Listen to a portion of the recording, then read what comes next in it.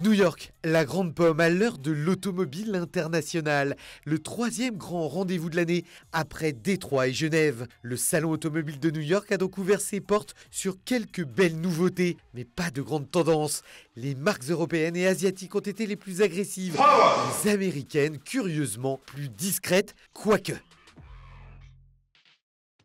Chevrolet a enfilé la tenue de sport et voie rouge avec cette hyper sportive génétiquement modifiée. L'anti-Mustang, et oui, l'éternel Chevrolet Camaro, dans une version ultra musclée, son nom ZL1.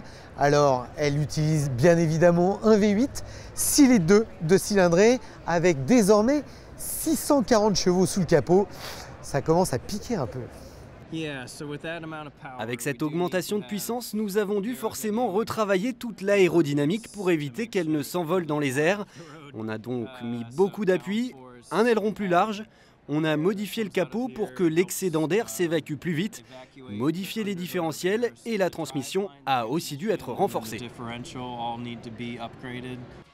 Avec sa boîte auto à 10 rapports, oui 10, la Camaro pousse la vitesse maxi à 320 km/h.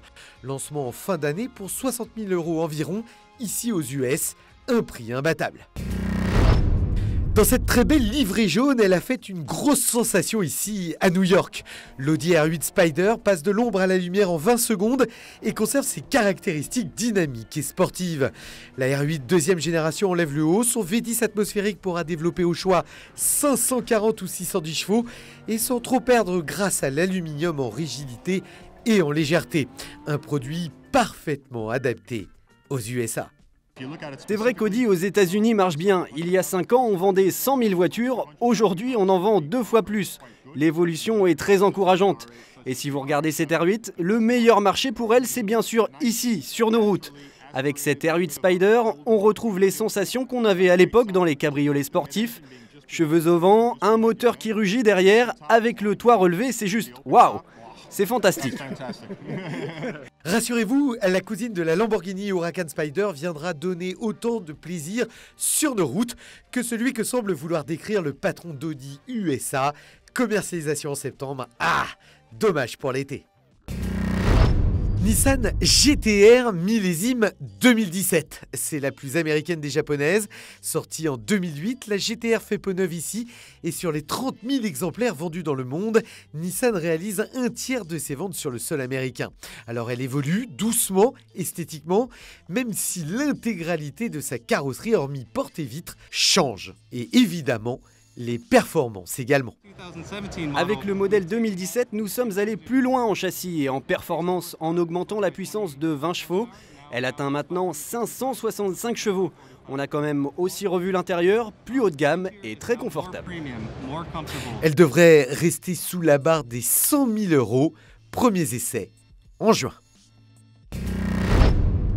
De son côté, Mazda optimise également son best-seller, la petite sportive ludique et sympathique MX-5 version RF pour Retractable Fastback. Un coupé cabriolet, presque 2 voitures en une, qui se dote d'un toit rétractable intelligent façon Targa. Et franchement, c'est très réussi. Donc l'idée, c'est d'avoir en fait ce panneau arrière qui va venir se lever, dans lequel on va venir à l'intérieur ranger 4 morceaux qui viennent se plier parfaitement dans une bento box, quoi. C'est vraiment minime.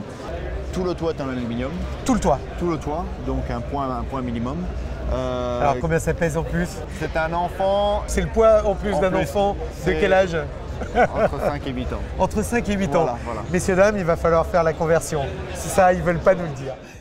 La MX-5 RF conserve ses moteurs, 1500 et 2 litres, respectivement de 130 et 160 chevaux, et devrait coûter comme l'ancienne génération environ 2000 € de plus par rapport à la MX-5 classique.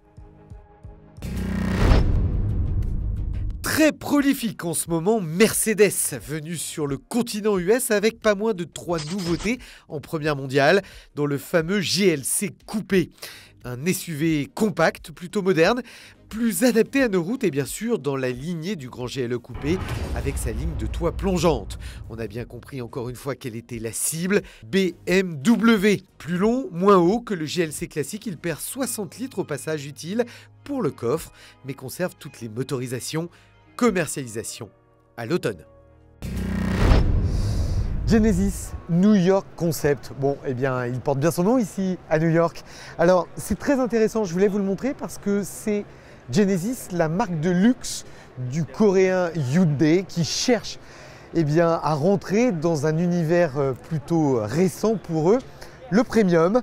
Et c'est le centre de style présent en Allemagne qui a conçu cette très belle étude de style qui est là pour concurrencer finalement tous les premiums allemands type série 3, Audi A4. Alors, il ne sortira pas forcément en l'état, c'est dommage parce que très sincèrement, les proportions sont assez réussies, assez généreuses. Le produit est cohérent. En revanche, il préfigure un futur modèle plus compact que ceux que l'on connaît déjà chez Genesis. Attention, Hyundai contre-attaque. Enfin, nous achèverons ce tour d'horizon avec une grande star pour une géante de l'automobile. L'acteur vedette d'Interstellar, Matthew McConaughey, est venu en personne présenter chez Lincoln, marque de luxe de Ford, le Navigator Concept. L'ambassadeur fidèle du Navigator, le king size des SUV aux États-Unis, a fait spécialement le déplacement pour ce gigantesque concept à 1 an de sa commercialisation.